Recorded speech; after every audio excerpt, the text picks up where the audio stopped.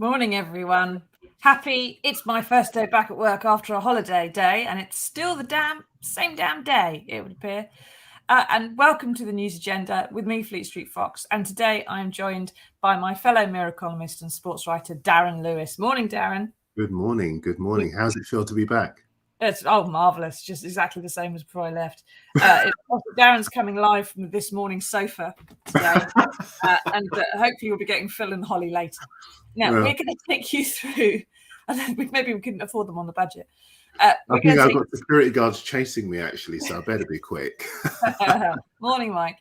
We're going to take you through the biggest stories of the day. We want you to dig into the comments, ask us your questions. This is the People's Paper Review. We can't answer all of them, but we will answer the best ones. So what have we got today? Well, the Mirror has splashed on the military operation, which began 20 years ago with the codename Enduring Freedom and has ended in catastrophic failure as the fascist Taliban sweep to power almost overnight in the wake of the Allied withdrawal from Afghanistan. Not exactly enduring freedom. And then as the head-chopping, gay-executing, child-raping murderers seize a whole country while a superpower looks the other way, the UK is sending in the Paras to rescue the last Brits, and the US too has been forced to send back a few troops to oversee a panicky evacuation. There are already reports of murders, claims that 172 children have been killed, and mortar attacks on Allied helicopters at Kabul airport as they are handling that evacuation. Now, Darren, we can all agree this is a complete mess and that Joe Biden is clearly no military strategist. But this does seem to have taken them all rather by surprise, doesn't it? Yeah. That the Taliban they thought they had defeated has come back quite so quickly and quite so strongly. Yeah, it's only 2 weeks, Susie, since they took their first Afghan city in that offensive to reclaim the territory that they lost in the Allied invasion in 2001.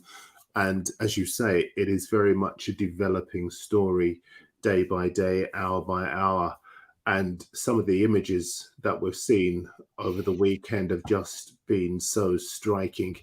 Not least even this morning, the pictures of thousands of people racing to the airport, clutching their luggage, their bags. They're trying to get out of there. The airport's now protected by US forces.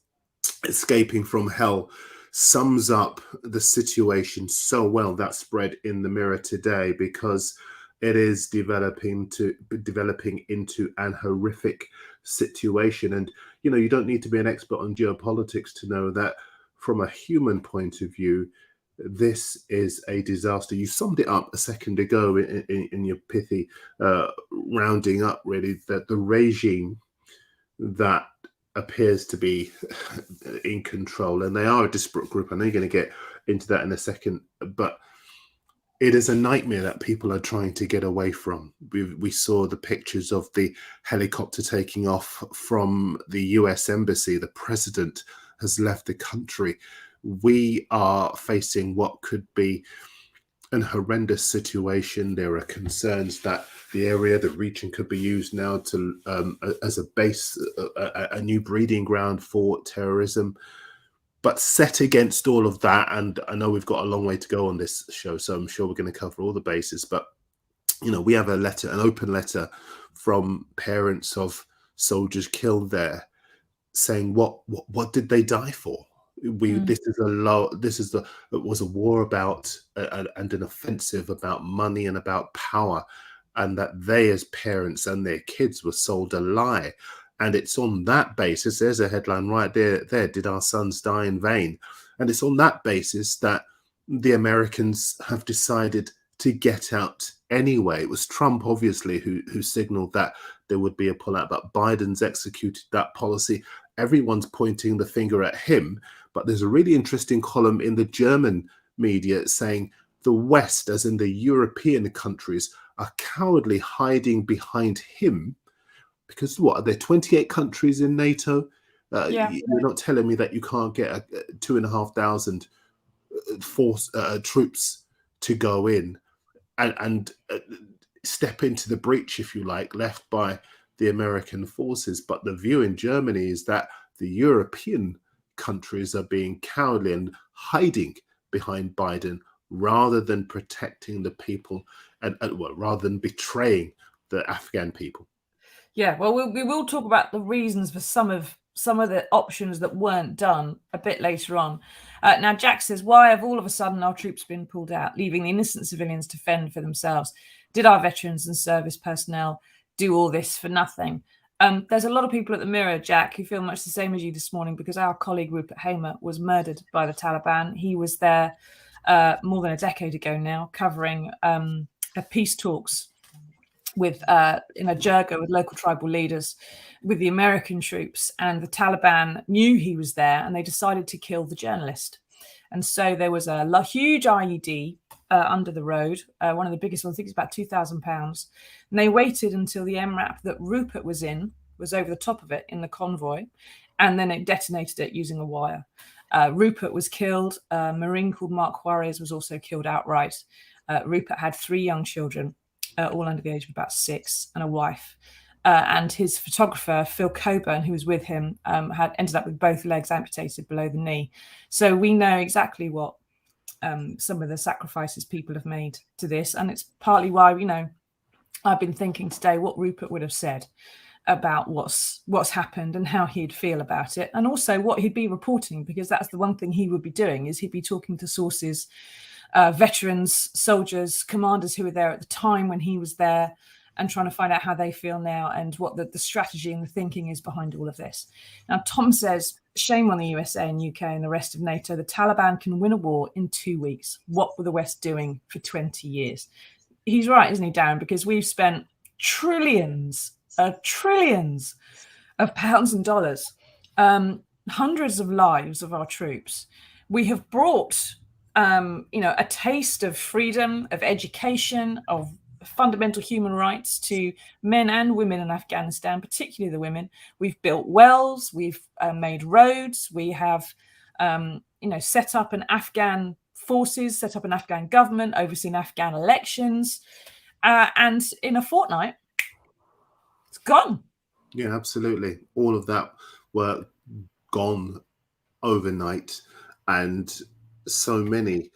Listen, we've seen, or we are potentially about to see, all of that reduced to ashes because of one decision, and a lot of politicians' rhetoric replacing all the hard work of those soldiers, the commitment of those forces, and the investment into that region.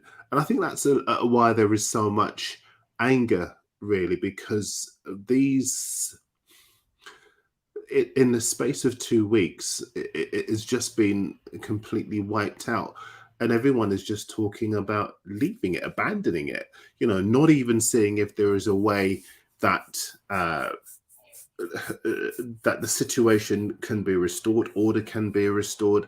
I mean, as I said before, when you've got the president basically leaving the US embassy, there are the picture that's been painted of staff basically shredding sensitive documents, are well aware that this is a place to which they will not be returning. It's over. It's over. Is it though? Is it though? That's slight madness. Caroline says, I like your profile picture, Caroline. Hello, fellow Geno here. My good friend did at least 2 tours in Afghan and carried his dying comrade through open gunfire from the Taliban. He received a big medal from the Queen, but he struggles daily and nightly with traumatic illness. I feel like when it's up close, you can't ignore it. There is talk now about how Afghanistan could become a stronghold for terror. Now, we invaded because of 9/11 and the war on terror and Al-Qaeda. Now, Al-Qaeda, compared to ISIS, were absolute puppy dogs. They were actually quite much nicer and more reasonable. All they wanted was an emirate, and they didn't really wanted to go and invade other areas and make it expand to cover an entire apocalyptic world.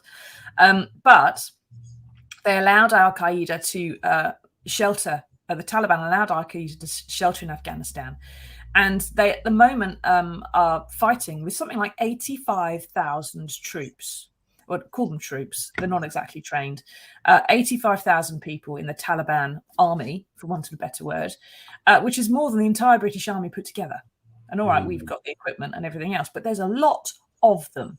Now, how many of them are refugees from ISIS? How many of them have fled Syria?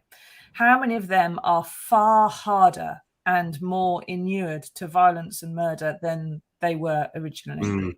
How many of them are recent converts? We don't know.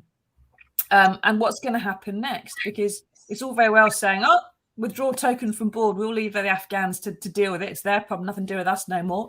We're gone. But if ISIS and if Al-Qaeda and if, whatever it may be, the new Islamist fundamentalist lunatics front sets up in Afghanistan, can we really stay away? Because as the last commenter was just saying there, once it's up in your face, you've got to deal with it. And if they come back and attack us, and if there continues to be attacks and terror and a stronghold for these fascist idealists, then we're going to have to do something about it. We're going to have to go back in at some point. Well, I mean, the point's obviously very valid, but you were saying yourself that the will just isn't there. I mean, we made reference to that open letter from the mums of the soldiers, the young men who had already sacrificed their lives, saying we never want to be, not another soldier should be sent back to what they describe as that God-forsaken place again. And so it's very easy for us to sit here and say we've got to do something about it, but doing something about it actually requires young men. And I know you've done a lot of work, Susie, around the people let down, the people who had gone into areas just like that, let down by the government. Is the will there for those young men to do something about it? And that's why, as I started off by saying at the very beginning, this is a human tragedy, because we're seeing what it means to the people and the frustration of the families wrecked. Really, families who have lost loved ones and families who had loved ones die in vain. And the question, even not just from our paper, obviously we're going through our own, but right across the spectrum, people asking, what did our kids die for? And so I think do something about it. That's almost sums up the powerlessness of this, because it's a conundrum. It isn't something that we would have the power to do something about. You mentioned that they've got more forces than the entire UK army. I mean, what could be done about it? Exactly. There's limited options, I think. Now, keep asking us your questions. Get into the comments. What do you think about the Allied withdrawal? What do you think we should do instead? What options are there? What could be done? As Ricardo says, seeing that Trump signed that agreement to end the alliance of the Taliban and Al-Qaeda and put a stop to the terrorism, how much use is an agreement like that? Do you still think there's a risk of terrorism in countries like America and England as the anniversary of 9/11 approaches? Yes. If these lunatics exist, Ricardo, there's a risk of it. How big that risk is obviously a judgment someone somewhere has made. And it must be pointed out that what Joe Biden is doing here is following a Trump plan. Partly because politically in America, he couldn't do anything else. He has to withdraw those troops. As Darren was just saying there, there's no appetite for sending troops back into more danger. In fact, in the past decade, the international will for intervention has completely faded away. Ben Wallace, our defense secretary, said, I think yesterday, that he tried to build an alliance. When America pulled out, he tried to build a bit of an alliance with the rest of the NATO countries. And the NATO countries said, no, don't want to. They had the capacity to go in and replace the US. They didn't want to do it. And partly it's cost, partly it's because there's no political imperative for it. Think back to 2001, Darren, the war on terror. The World Trade Center's just come down. We want to go and have a war with someone? Yes, off we go. Everybody was, apart from about the 1 million people who marched on Westminster and a few others around the world, and of course the Mirror at the time that was pointing out some of the errors of those thoughts. Lots of people were very, very keen on it. Very keen on it.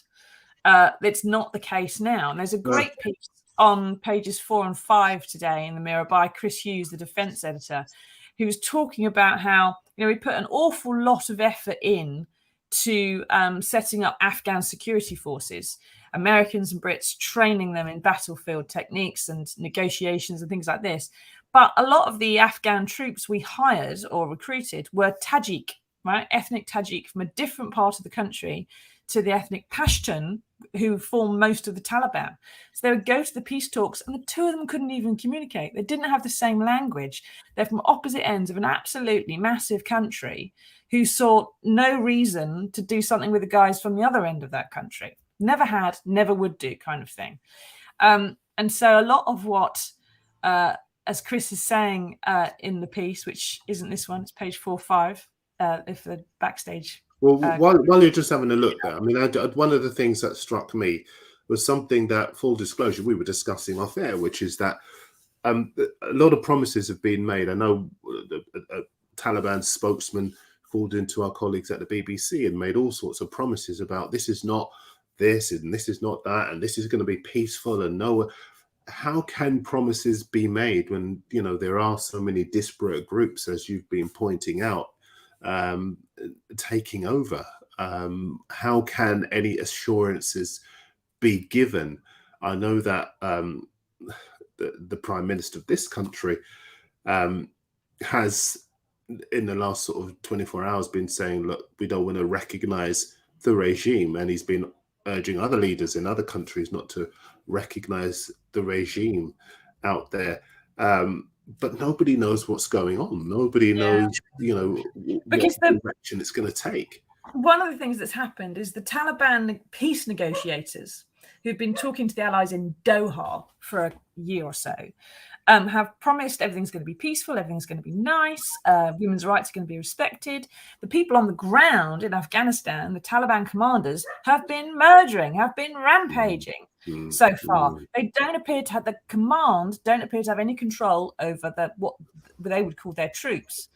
And so because Afghanistan is run on these tribal lines and has been for hundreds and hundreds of years, how can basically you have a series of warlords? You don't have a government, and if the Taliban goes back in, you've ostensibly got some kind of disciplinarian, authoritarian, legal system based on a very harsh interpretation of Sharia law, but you don't have control, and so it's taking your life in your hands, walking across the street. It was a really striking image of one of the beauty parlors with the windows whitewashed out. As a sort of statement, if you like. It was pictured in one of the TV stations, basically in terms of, you talk about women's rights and the movement towards ensuring that the new regime will be very different from the freedoms that women were able to enjoy up until now. And I think that's an indication of where we're heading. And I think as in terms of what the future may be, it's very clear that the future will be one of a regime where women are not going to be able to, how do I say, it will not be one where women will be able to enjoy life as they did before. And the suggestion that it's going to be any different really is fantasy. I think I saw so many of the heartbreaking images that I saw almost suggested to me that the region has gone back in time. I was searching for a phrase that kind of adequately summed up how it seems to me, and I think that's what it is. It's gone back in time, but as you say, it's gone back in time, but to a Taliban force that is better equipped, more advanced, technologically, and in a stronger PR position as well. I mean, goodness me, one of the first things they're doing is calling into the BBC to basically state their position, and to Al Jazeera. I mean, and this is a new, it's almost a Back to the Future type situation. Yeah, exactly. They've actually outlasted a superpower, which of course is what the fundamentalists did with Russia back in the 80s as well. And April says, if you were a woman there with daughters, you'd be terrified right now. Absolutely terrified. I feel for those women and girls. Yeah, I would be. If I was there, I'd be hightailing it out of the country with my daughter on my back and go, that's it, I'm out, kind of thing. Now, we do want to move on to the next story, but perhaps as far as Afghanistan is concerned, we have drone technology now, which we didn't have 20 years ago. Perhaps the Allied thinking is that we don't need to have boots on the ground to control a terror threat, but we can just pick off the occasional bad guy and let them, hope that the 20 years of education and freedom we seeded there somehow blossoms in our absence. Some hope. Right, let's move on to the next story, because in other how awful can people be news, While I was on holiday, this show's favourite royal, Prince Andrew, was served with a civil suit for rape by Virginia Giuffre, who alleged he had sex with her 3 times in 2001 while staying with paedophile billionaire Jeffrey Epstein, who pressured her and ordered her and forced her to do that. Now, today, the Mirror is reporting that his legal team may be considering claiming diplomatic immunity as a way of wriggling out of it, Darren, because he was working as a trade envoy in 2001 when these offences allegedly took place. Now, he was doing foreign trips, if you remember, at the behest of the Foreign Office and Department of Business and Industry at the time to set up UK trade deals. But WikiLeaks papers, diplomatic cables that were released afterwards, revealed he was more of a racist, boorish dinner party embarrassment than he was any kind of an asset to the UK. And of course, he was asked to stop doing that when the Epstein scandal broke. And he wasn't working as a trade envoy on any of the occasions that his Winky allegedly went near a minor. Now, this has come, Darren, from a US lawyer representing the victims. And he's saying it's one avenue the prince could pursue, and he'd have a strong case if he did. We don't know that it is something Prince Andrew is definitely planning to do. But would he be, we know he's dumb, right? We know he's thick. But could he be this stupid, not to deny the charges, but to deny that he actually has to deny them? Well, first of all, I'm smiling. Oh, that sounds complicated. I'm smiling, obviously, but it's clearly no laughing matter. I think I'm smiling at your skill at summing up the utter stupidity of a guy with a spectacular lack of self-awareness. And we do know that he has a spectacular lack of self-awareness because he decided to go and sit opposite the forensic and excellent Emily Maitlis for Newsnight, who shredded him and left him in a worse position than he had been, 90 or so minutes before. So we know that he does have that spectacular lack of self-awareness. And I have to be honest, and I thought very carefully, and I'm sure the lawyers are ready and waiting, but the first thing I thought when I saw that Andrew may claim diplomatic immunity was, diplomatic immunity from what? I mean, it's very simple. If you haven't done it, go and defend your position. Yeah, as Mike says there, wouldn't claiming diplomatic immunity be an admission of guilt in a way? Yeah, it means you can't defend yourself some other way, doesn't it? Absolutely. Why would you want to do that? I don't think, whatever your position on the political spectrum, I think all of us would agree, come together. I'm sure there is unanimity on the fact that this is a spectacular, at the very least, PR disaster for Prince Andrew, and at worst, a disgraceful attempt to hide from the kind of examination that these allegations demand. And that's, because what we're talking about here is a woman who is alleging that she was sexually assaulted, raped. And at any level, if you believe yourself to be innocent of that charge, and quite clearly he's denied wrongdoing so far, and we keep hearing these baseless platitudes, don't we? He is willing to cooperate in any way that he can. They keep saying it. It's almost well, holding pattern. Yeah, Virginia's lawyers say they're stonewalled and they're getting nowhere. Well, absolutely, because the Andrew's representatives, spokespeople, whatever else, they're in a holding pattern at the moment of using words to kind of keep the allegations at bay. But I think with every day that passes, it is being brought to his door, and there is more pressure on him to say not just that he is keen to cooperate, but that he will cooperate. And the Americans, as we know, they have no compunction about. I mean, I saw somewhere over the weekend that the subpoena may be delivered to him in person to ensure that he gets it. I mean, this will be played out in the worst way for him unless he does the right thing and says, you know what, I'm going to go and defend my position. To be really fair, it's quite difficult to defend yourself against a civil suit for things as much as it is in a court of law, because the balance of burden of proof is slightly lower. So the prince has to prove that he didn't do it, right? As opposed to in a court of law, they have to prove you did do it. In a civil case, he has to prove that he didn't, which is, it's very difficult to prove a negative if you didn't do a thing. Absolutely. Plus, there's been years and years and years where he said nothing at all, which is the normal royal way of dealing with these things, but will look bad in a civil suit. Lots of people in a civil suit, even if they're entirely innocent, find that it is cheaper and easier to pay the accuser off in some way, whether it's a company or a person or anything else, and let's just call it quits and move on and make a promise. You know, if it was a business, for example, and you're being sued by someone because they couldn't get disabled access, you might settle the suit and then and promise to, you know, install a ramp, for example.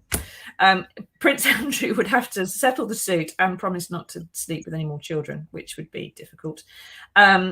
If he settled it at all, no matter how innocent he is, he would look guilty. If he defended it, the chances are he would have a finding against him, because it is so much easier to get a finding against someone, especially in a US court against a UK prince, I would have thought. Nettie says there, no one should be able to claim immunity from sex offences. But there is this, as we saw with the death, I can't remember his name, I'm so bad, the young man on a motorcycle who was knocked down by Anne Secoulis and killed. Harry, was it Harry? Harry Dunn. Harry Dunn. Sorry, we got there in the end, everybody. It's been a long holiday. Harry Dunn, you know, is very, diplomatic immunity is kind of a ridiculous catch-all that stops people being prosecuted for things they should be prosecuted for. But I think that is a good point, though, about sex offences. I mean, we are, you know, we are talking about protecting women. We're talking about protecting young women. We are talking about the kind of situation that from which there should be no defence.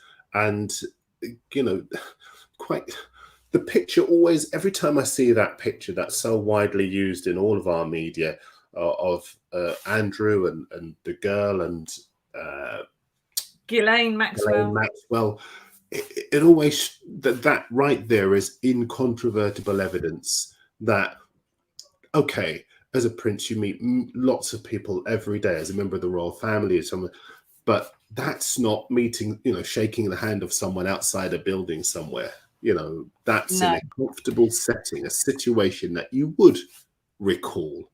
And, you know, again, we clearly have to be careful in this conversation about what we say. And as has been made very clear, the prince denies any wrongdoing, but the pictures are there for people to see. Well, let's just stop there for a minute, Darren. He didn't deny any wrongdoing. In that interview with Emily Maitlis, he denied having sex with that 17-year-old. Yes. He said he didn't remember having sex with her. Now, when you are a freshly minted divorcee and you're sowing your wild oats, and I've been there myself, you might well, you know, there may be more than one notch on the bedpost, but you'd have thought in your 30s or 40s be able to recall someone who was either 18 or 17 in your head. And you wouldn't, you know, if there was more than one, you'd say, well, I can't remember that one. But if there was one, then you if you are sort of, I don't know how old he was then, but in his late 30s, early 40s, having sex with someone who was a teenager, you would just say, look, I'd never had sex with a teenager. I was in my 40s. No. You know, or you would say, well, I don't remember it, which is not quite the same thing as denying all wrongdoing. Now, Colin says, have you already found him guilty without a trial? Perhaps you'd like to lynch him as well. His accuser, I hope you're talking to the other people in the comments, Colin, and not us. His accuser is not much more than a prostitute. Why did she wait 20 odd years before bringing this up? Money, publicity, etc. Because she was a trafficked child and a victim of child abuse, Colin. That's why. It takes a long time for victims of child abuse to come to terms with it. And she hasn't waited 20 years, actually, and she didn't bring it up. She was interviewed about Epstein, and when she was there, mentioned Prince Andrew. And the photographer who was interviewing her at the time had to dig through her belongings to find that picture of her with Prince Andrew, because she'd kind of forgotten about it. And she has since sort of become more of a campaigner on this issue. It's not something that she initially brought up herself. If you read some of those first reports on her first interviews, she was talking about Epstein.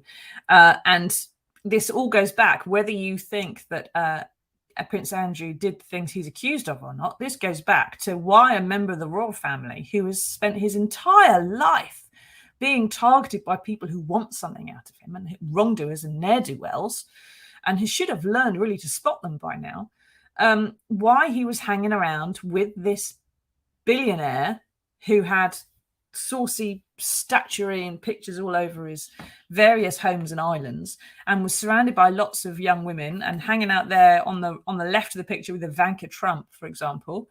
Why he thought hanging around with him was a good idea, because it looked bad, it smelled bad at the time, and it smells even worse now.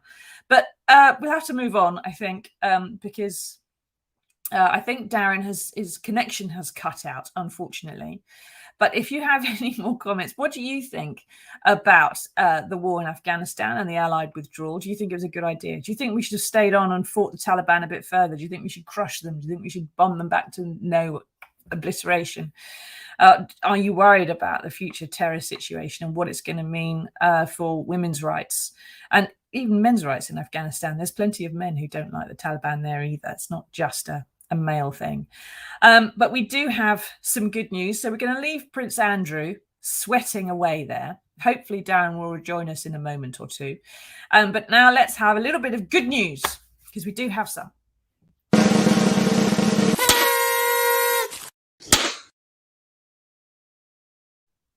Right, and here it is. The pandemic is over for the double jabbed. If you have had both your vaccinations against COVID-19 or you are under 18, you no longer have to isolate if you are pinged by the NHS app. Now, if you were going to do that and lose money by it, or have to rely on statutory sick pay, which was about £13.67 a day, then this is great news, because you have that time back and you no longer have to isolate. But this does come after 2/3 of users of that app had already deleted it or stopped using it, and they stopped using the damn thing anyway. So, but it is an incentive for those who are still holding out against the vaccine to get on with it and get it done.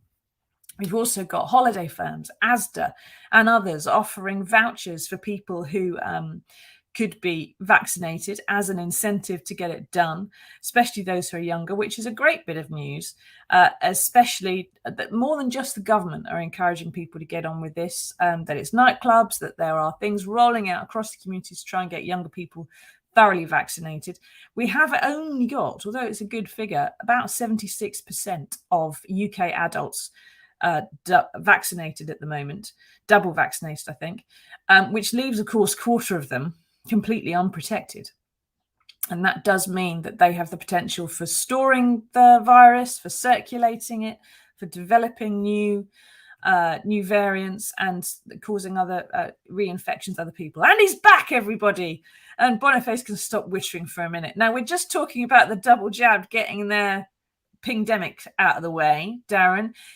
This is a good bit of news, isn't it? Because it means that not just you can avoid the pingdemic, but also you've got younger people there having incentives, vouchers, money off things to try and, not being pinged is one of the incentives, I suppose, to try and get these vaccines in arms, in the last sort of 25% of arms that don't have one. Yeah, absolutely. We've had so much chaos, haven't we? Regarding the pingdemic, we've talked about the holidays that have been wrecked because people, well, I can talk from personal experience. I decided not to go on a holiday because I was, when I say holiday, abroad and holiday, because I was too concerned that had I done so and I was pinged, then I would have to self-isolate. And I'm sure thousands, millions of people who were in the same situation. I've talked to many people who decided against going on holiday for that very reason. So this is very much a positive. Just looking within the detail of the story, I was thinking, sorry, Aaron Reed's just... Everyone thinks it's good news. Yippee! Double jab fat man right here. No more isolation for me. Well, absolutely. And I think with that, because it just made sense to do it. There was no incentive. We know that there is that COVID, that vaccination. Oh, forgive me. The TV's I'm sorry, you've got to go and do This Morning now. So the news agenda's over. We've come off your television. Obviously, Phil and Holly need you. Thank you for joining us. Thank you for joining us, Darren. We'd better let you go because he's got to do an advert for a pet insurance provider. And we'll see you again on Wednesday for another edition of the news agenda. Bye-bye, everybody.